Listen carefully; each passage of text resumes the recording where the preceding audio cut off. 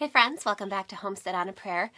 We're down here in my laundry room, which is part of my house that I'm sure you've never seen before and probably won't again. It's not really all that exciting down here, except right now it actually is exciting because we got our new baby chicks. They are so cute, so I'm going to introduce you to them.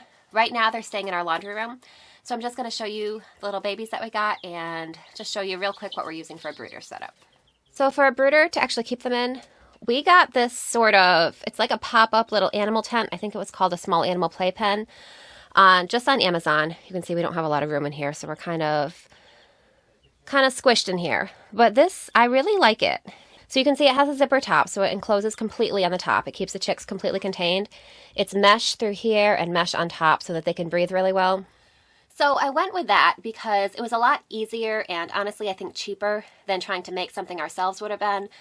My husband already has a lot of projects going on, so I didn't want to add something else on his plate, and if I did it myself, it wouldn't have really come out that great. So I think buying a pre-made option was a good option for us, and also with the prices of materials the way they are, I think it was probably actually cheaper to do this. I really like that it folds up really small, so when we're done with the chicks at the end of the season, when they go outside and live outside and they don't need this little tent anymore, then we can just fold it up and store it in our closet. Really nice and easy. And I think I like that it gives a good amount of space. I think we have 5 little chicks here, so it gives a good amount of space for that many chicks. It's a lot roomier than if we used one of those plastic Rubbermaid bins or something like that. So I've been really happy with it so far. So I'm just going to open this up and let you guys see our setup inside. Now we don't have a lot of space in our house right now, so the laundry room was the best area that we could come up with. The plan is that basically once the nights warm up a little bit, we are going to move these guys out into the garage. But right now with them being so little, it was just a little bit too cold at night just for me to feel comfortable leaving them out there even with their heat plate. So here you can see our setup. Now, believe it or not, I did just change their bedding about an hour or two ago. You can see they've already done a lot of pooping since then. But right now, because they're so new and little, I've just been using paper towels as their bedding. I think in the next couple days, I'm going to switch over to pine shavings. So this is actually our very first time raising baby chicks. The chickens that we have now, we actually got as started pullets, meaning that they were basically teenagers. They had grown up a little bit. They hadn't laid eggs yet, but they were definitely past this little chick stage, so they were basically ready to go out in the coop right when we got them. So this is our first time with these little babies, and they are so cute. But that means I don't have a lot of experience, so I'm definitely open to suggestions if anyone has any suggestions for things that have worked really well for you or mistakes to avoid when it comes to raising baby chicks. Now, rather than a heat lamp, we did opt for this brooder plate here, which basically is like a source of radiant heat.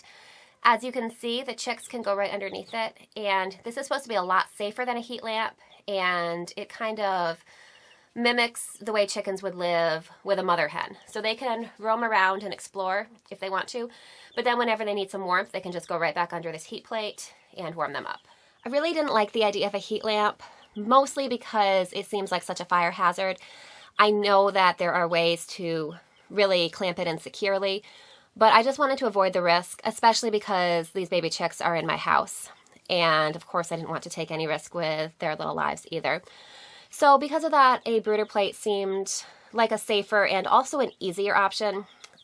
I know raising baby chicks, now that they're here, so far has actually been pretty easy, but the thought of it was a little bit intimidating to me, and trying to mess with the heat lamp and get it just right, at just the right height, just the right temperature, seemed a little bit challenging to me. So far, the brooder plate has been really easy, and so far I would definitely recommend it. You could see that I have it on a little bit of an angle. Because I have this front part raised higher than the back part, that kind of gives the chicks a little bit of an option as to how close they actually want to be to the plate. They can go forward if they want a little bit less heat, or back to the lower part if they want a little more heat. And of course, as they grow, I'll raise this up. It raises really easily just based on how far down you screw the legs. Now, as far as food, I know that food tray that I have for them is not the ideal situation. When I went to the feed store to get a feeder for them, all the little chick ones were sold out and they only had larger ones. So I did end up getting a larger feeder for them, but it was a little bit too big for them right now at the stage that they are. So just for the first little bit until they really grow big enough for the other one, I've been using that bowl. That little tray there. Now, advantage of it is that it's very easy for them to eat from. They can kind of scratch around in it. Disadvantage is that because they can go into it completely, they can also poop in it. So I have been really carefully monitoring it. I've made sure to only put a very small amount of food in there at a time, knowing that I'm probably going to have to dump it out pretty frequently, and I have had to dump it out a few times. But so far, it's been good. And these chicks have actually grown a lot already. So tomorrow will be a week that we've had these little chicks, and I can't believe how fast they've grown already. They're already so much bigger, so much more mobile. They seem so much steadier on their feet. They're already flapping their wings and flying, not really flying, but you know how chickens hop around the coop, as you can see there.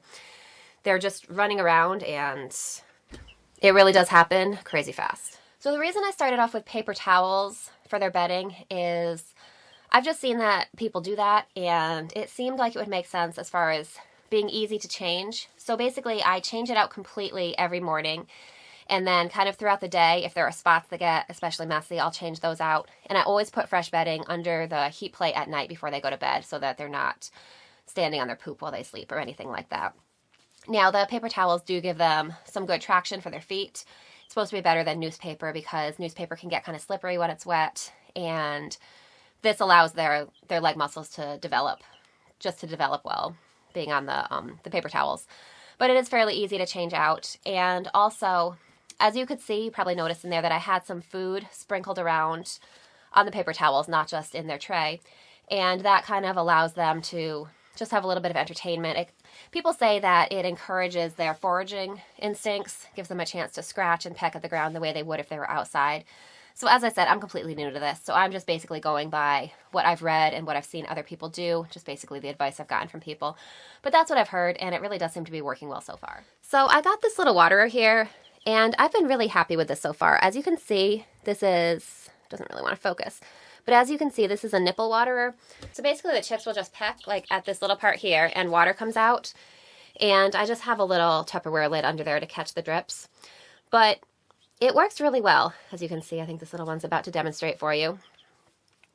So it's really easy. It doesn't make a mess. It doesn't spill the way a lot of other waterers can. And we actually use a waterer with this watering system out in the coop. So I was thinking it's good to get these little girls used to this right from the beginning. So as you can see, they're drinking from it, no problem. I wasn't sure if it would be tricky to train them to use it from the beginning, but honestly, they caught onto it really fast. Just when they first got here, I took them out of their box one by one and kind of tapped their beaks to it very gently so that they could see that was where their water source was and they could get used to drinking it. I just made sure that each of them got a little bit of a drink, and then I let them go. And then I just kind of observed them throughout the day to make sure that each one of them was going back to the water on their own and drinking on their own, just to make sure they knew how to use it. And they honestly caught onto it really fast, and I've been really happy with it. So I definitely really like that waterer.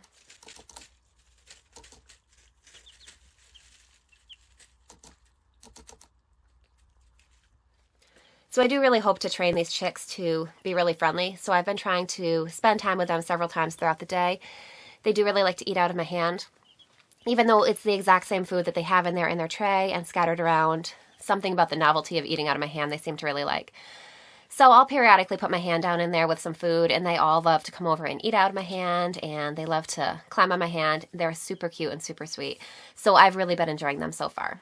So here you can see all of our little chicks. We actually originally got 6, but one of them came, she was really small and not very healthy and died that first night that we had her. It was really sad. She was a really sweet one, so I was really hoping she was going to make it. But she just kind of seemed, from the beginning, like she wasn't as healthy or energetic as the others. So the 5 chicks that we have here seem, from what I can tell, they seem incredibly healthy. So I've just been monitoring them. I've been making sure that they are eating and drinking regularly. I've been making sure that their little butts have been staying clean. When you have baby chicks, you do want to make sure that they don't get any droppings kind of caking up on their bottom, because that can dry and block their vent, and that's called pasty butt. And that's something that, while it's pretty easy to treat, can actually be fatal. So I did have one that had a little bit of droppings on her little bum, but I'm not sure if it was actually pasty butt. But either way, washed her off and she's good now. So I've just been keeping an eye on them. As I said, if you have any suggestions for raising baby chicks, I would love to hear them, because I am new to baby chicks. This is my very first time. I'm really loving having them so far. They're a lot of fun. But I definitely want to make sure that I keep them healthy. So any suggestions would be welcome. So I'm just going to introduce you to these little girls. This one over here that's drinking looks kind of like a little chipmunk is Clover. We think that she's a whiting true blue, but it's also possible that she's a Bielefelder. We did have the one chick that didn't make it, unfortunately, and we think that that was the Bielefelder chick. But this little girl also looks a little bit like a Bielefelder, so it's possible that she could actually be, I guess we'll know when she gets a little bigger. So this little girl back here, this little smoky gray one with the yellow face, this is, see, there you can see her face really well. Her name is Sky. My daughter named her. She's a light Brahma, so even though she's really dark right now, she should turn out to be mostly white as she gets older. And you can't see here, but she has feathered feet, because that is a characteristic of the Brahma breed. They have feathered feet. So you can see that she does already have those. This little girl right here, she's one of our boldest chickens. Her name is Heaven. My daughter named this one as well. And she is a golden lace Wyandotte.